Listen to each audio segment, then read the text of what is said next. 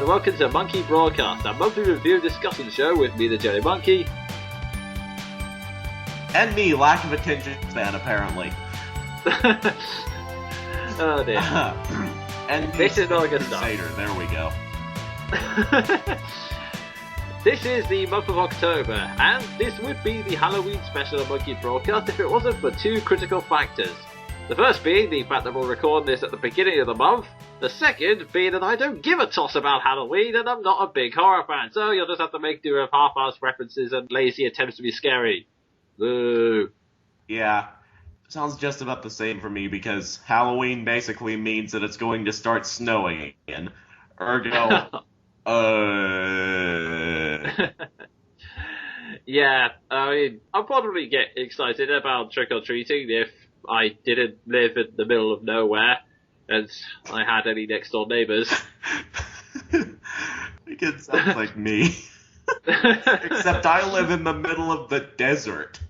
I just live in a random field. But anyway, we might as well push on to start Monkey Broadcast. I would normally go to a Q&A, which would be the section where you can ask us questions for us to answer, and you can send them to us via YouTube PMs, leave a comment in this video, or send them over to thejellymonkey@tumblr.com, Tumblr without me for some reason. Unfortunately, we don't have any. Why? We want questions, we want things to do. Yes, in fact, I'm now giving the offer a free cookie to anyone who actually sends us a bloody question. Oh god, now you're gonna actually have to live up to that. Have fun airmailing people cookies. I haven't specified what type of cookie, so... The cyanide type. Cookies with antifreeze. I was thinking more of the digital kind, but anyway. But yeah, long story short, we have no questions, so it's time to move on to... Ooh? Manga! That wants your blood. Oh joy, lovely section to start with this week. Well, I say that only because of the one you're probably thinking of. The other one's not been bad. Yeah, like I said in the last episode that I managed to cobble together for Monkey Broadcast, dear God, I hate Pamela sometimes. Basically, I gave two series an ultimatum. You had 1 month to impress me, and if you didn't, I dropped them. So I can now give you the full results of that decision, and congratulations, Sven the Crusader, you are now the sole Bleach correspondent for this channel.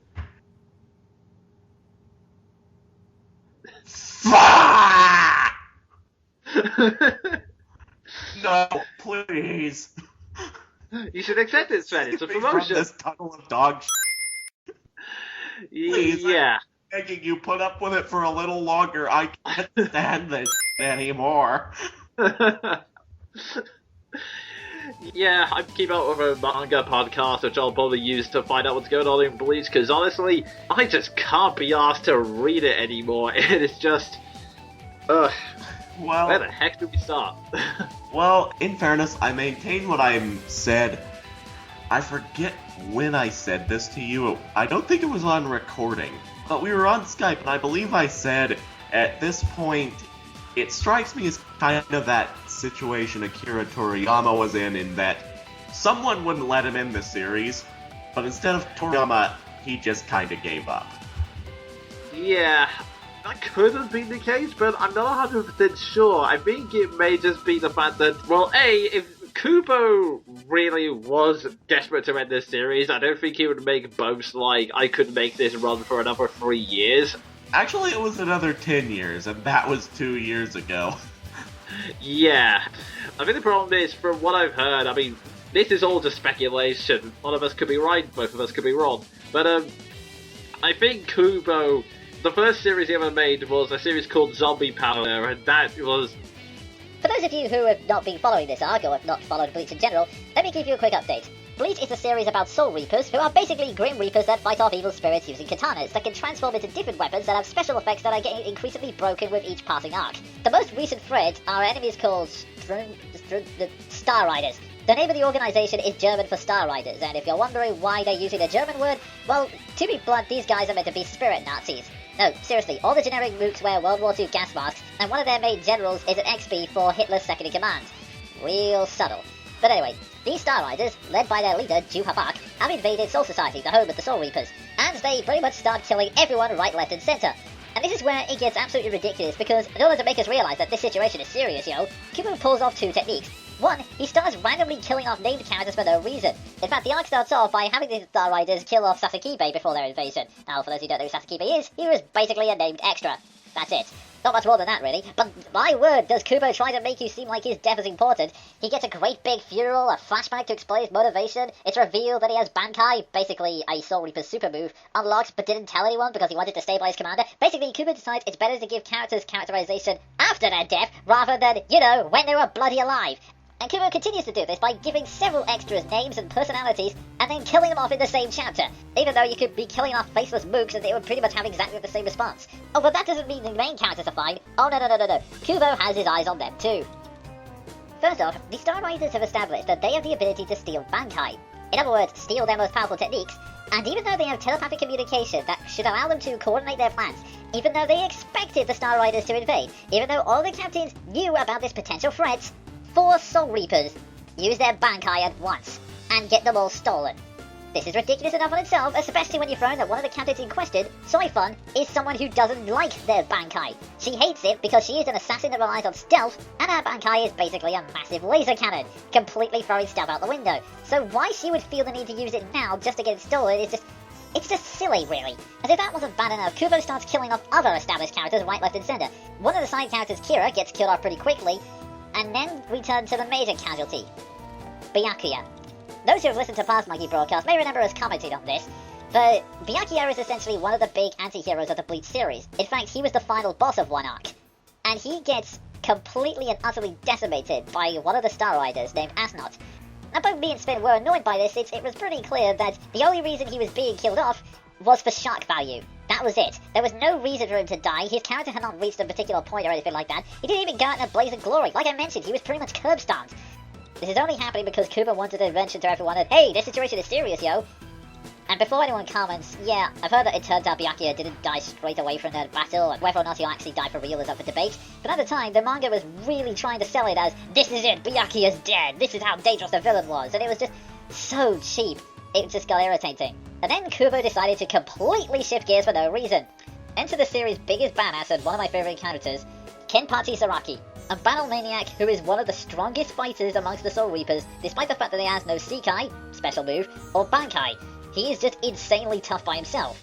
And he just walks right up to the leader and says, oh, hi, yeah, those Star Rider guys, 3 of them attacked me, one of them took too long to explain his abilities, so I cut him up.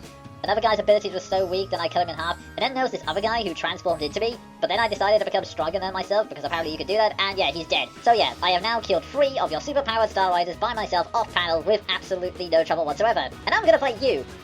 And so we get this cool moment. Soul Society's biggest badass goes up against the main villain of the arc. The two of them stare each other down. They charge! And then we cut away to more bloody flashbacking over Sasakibe.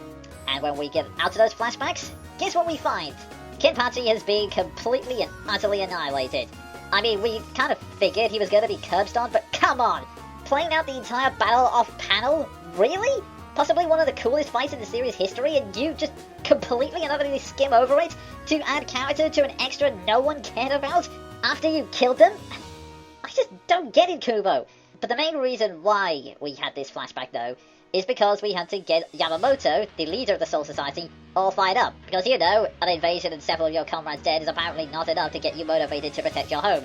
So he gets mad and starts killing yet more Star Riders with his overpowered abilities, including killing the man who murdered Byakuya with one shot, before turning to confront the leader of Juhabak, before completely and utterly annihilating him by revealing that he has in fact 4 Bankais, including one which summons an army of flaming zombies.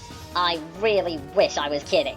And believe it or not, it gets worse from there, because when it looks like Juhabak has been defeated, Kubo decides to throw in a plot twist. And it is then that it is revealed this guy is not actually the real Juhabak. No, it is in fact... Oh god, this is so dumb. In the first 2 pages of the next chapter, Kubo literally goes, Oh, by the way, there are two twins who look exactly the same called Lloyd Royd and Royd Lloyd. One guy had the ability to copy a person's appearance and memories. The other guy had the ability to copy a person's powers and memories.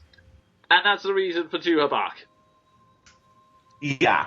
So, not even any context behind it, Kubo literally has just pulled something out of his ass. Yeah, I mean, okay, some people have pointed out that, yeah, one of the twins was one of the people Kenpachi killed, because Kenpachi mentions that he killed a guy who transformed into him. This is not build-up or foreshadowing. It's not done particularly well, because, like I said, Kenpachi just mentioned it offhand. Oh, by the way, there was a guy who looked like me. It's not pointed out or made clear or anything. We never actually saw that fight.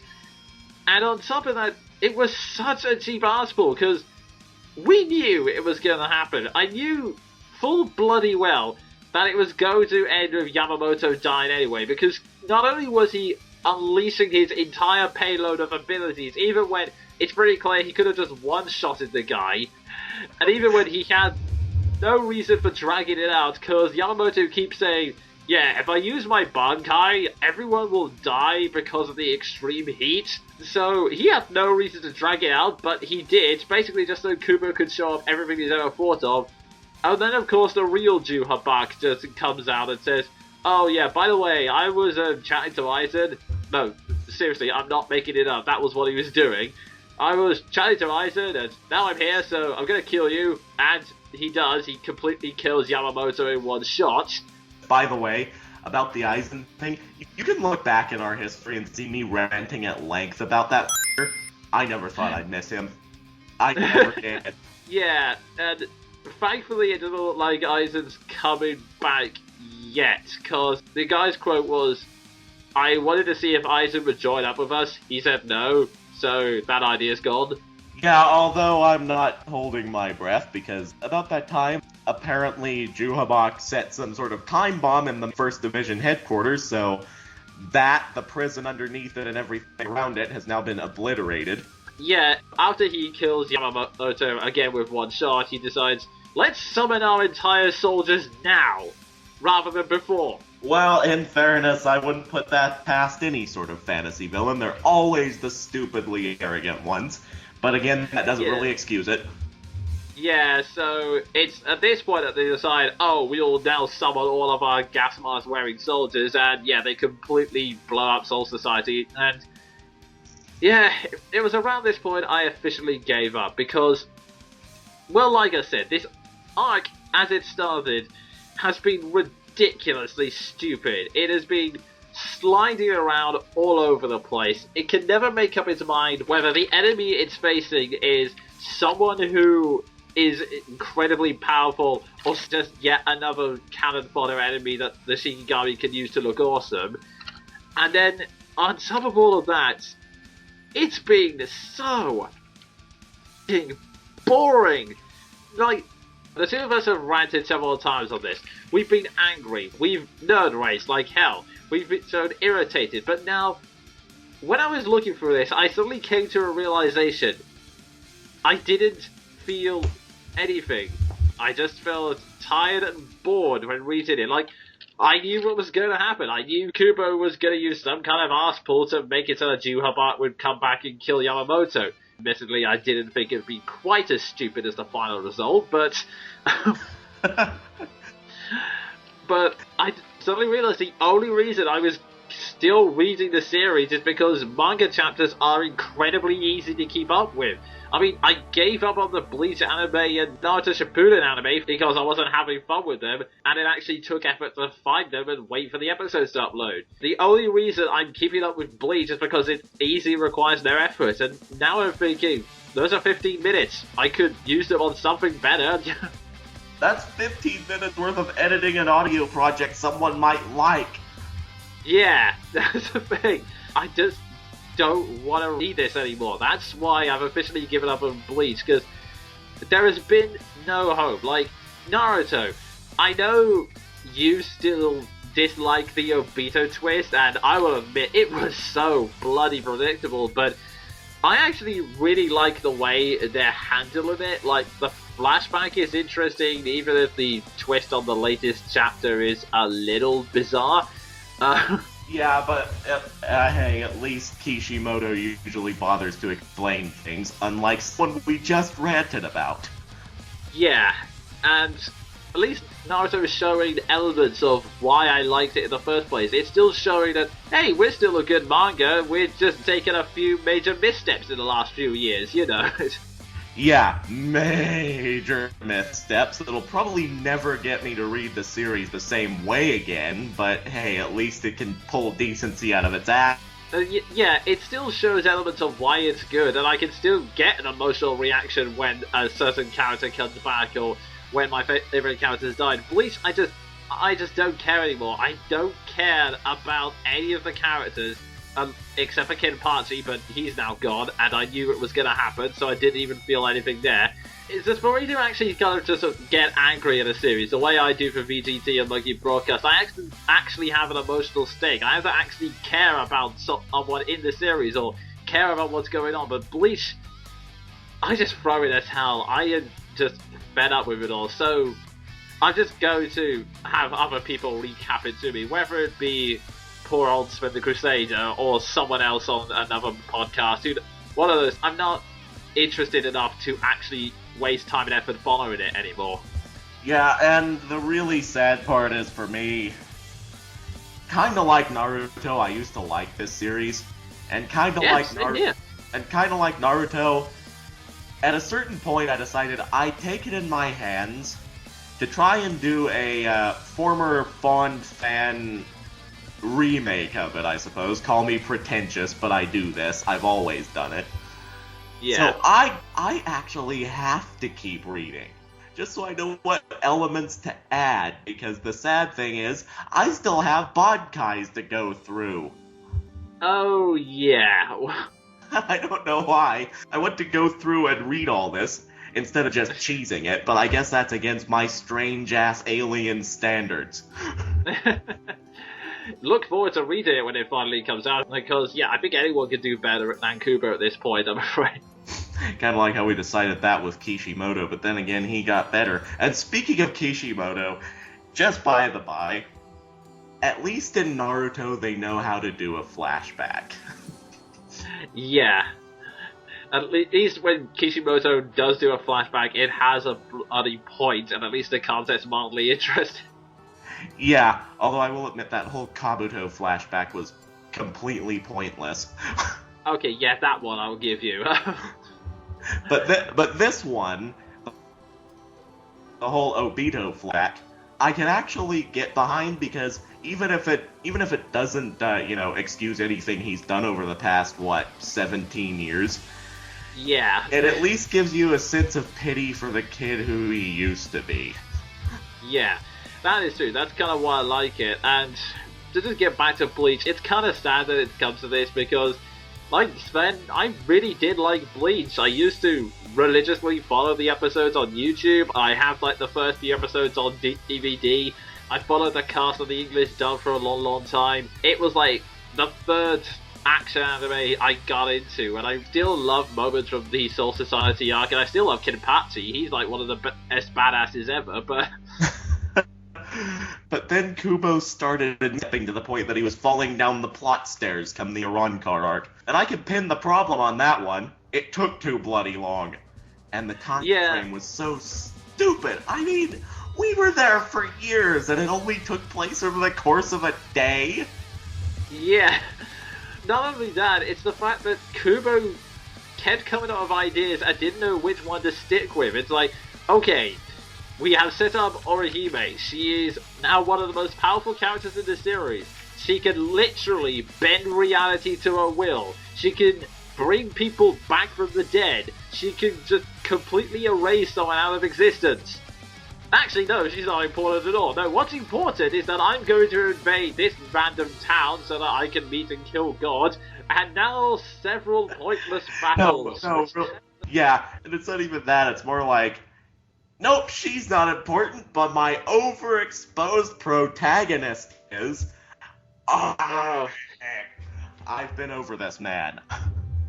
Yeah, but yeah, that's the main reason I'm dropping it, and some of you may probably be wondering what the current fate of Fairy Tail is. Well, irritatingly, Fairy Tail keeps flip-flopping back and forth. Like, sometimes it has chapters so unbelievably stupid, it pisses me off. And then suddenly it pulls itself back up, like, oh, well, here's something that could happen, it could be interesting, so... At the moment, I haven't forgiven it yet, but I've extended the deadline to the end of this arc.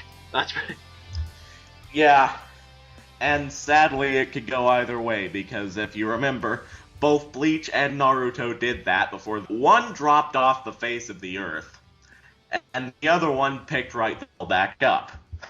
Yeah, that's the problem. I mean, Fairy Tail, it keeps like I said, it keeps flip-flopping back and forth, because there have been moments in this arc which have piqued my interest and gone, oh, this is pretty interesting, and at the moment, it's all like build-up. It's basically revealing this is the bad guy's plan, this is what's going to happen over the next two chapters, and the concept they set up is fairly interesting. Unfortunately, when Fairy Tail's bad, it is really bad. Key example. Oh dear. So, yeah, I think that's enough ranting about manga for 1 month. Yeah. Just to top things off, I will just say, hey, at least Naruto's good. Yeah. Even after eons of bad. Yeah. Naruto is still good. It's still... The reason I'm making it this long is that this will probably be my last manga rant for a while. Yeah, because you've just removed Bleach from it. Yep, and Fairy Tail, the closest one I'll probably have is if I get to the end of Fairy Tail's arc and it's terrible, or if Kishimoto pulls out something absolutely ludicrous, and given that Sasuke still is yet to come back, I can imagine something will happen along those lines, but... Well, hey, at least at the moment he's for once taking the reasonable path and learning the whole story. I would have liked it if he'd done that whenever his story started, but... Yeah, and to top things off, I am just going to leave my prediction for Bleach. Soul Society is going to get completely destroyed, Ichigo's going to come out and apparently be the chosen one and completely decimate everyone, and just to make things even worse, I'm going to bet that Aizen becomes an anti-hero because they share a common enemy. I don't want it to happen, but I'm guessing that's what's going to happen. I can see that coming, really. And let me just say, I may miss Aizen as a villain compared to Juhabak, but I don't miss him that much. Yeah, so it's time to get out of that little rage pit and move on to... Frankenstein Quickfire Reviews! Now it's time for us to review everything else we read, watched or played, but within the maximum time limit of 60 seconds. Sven, do you have anything? Not a thing unless I detail Knights of the Old Republic, which I think everyone's heard of. I've heard of it, but I'm looking for some of the reviews, so do it! No, do it now! Okay, I'll just quickly summarize since it was my first BioWare game and what got me to Mass Effect. So, basically, I've returned to Knights of the Old Republic, an old Star Wars game by BioWare, a third-person RPG, and the introductor, I believe, I haven't played Baldur's Gate so I wouldn't know, the introductor of conversation and chat line choices. It is just as fun as I remember it. And, lightsaber customization is awesome. Fair enough. Yay, BioWare. Yeah. Apart from Sonic Chronicles. Anyway, moving on. First off, Doctor Who. Really disappointing, to be honest. There have been a lot of average to okay episodes, some of which were really not that good, and the finale, we've already raised once. I'll get more about it in the discussion. We'll just move on. Yeah, he's raged once to me, too. And it was scathing. Yeah. I raged to anyone who would listen on that day. Liberation Maiden, a download title that was created by Suda51, yes, that insane guy, and it's a pretty fun arcade-style shooter with some great music. The only problem is, like all arcade shooters, it is very, very, very short. There's only 5 missions, which you can beat in an hour or two. In fact, I literally beat the game in 2 hours. But overall, it's about as much fun as you can have when you're playing as the second president of New Japan, who is freeing Japan from an unspecified army known as the Dominion, which has taken over the entire world. Yes, that is the premise of this game, and no, I'm not taking anything. Red Dwarf X, the new series of Red Dwarf that's broadcasting on Dave. Yes, that is seriously a channel over here. It's actually really fun and a lot better than I thought it was gonna be. I'd be lying if I said it was as good as the previous series, but it is still really enjoyable, and it's definitely something I can look forward to on Thursday nights. And last but not least, Pokemon Black 2, the sequel to Pokemon Black. So bloody addicting. I can't stop playing. I can't stop playing. You can tell it's in the same universe as the original Pokemon Black and White because you can't stop playing. oh geez, first Pokemon Conquest, now this. I can't seem to escape from it these days. I take it it's a recommendation then. yeah, pretty much.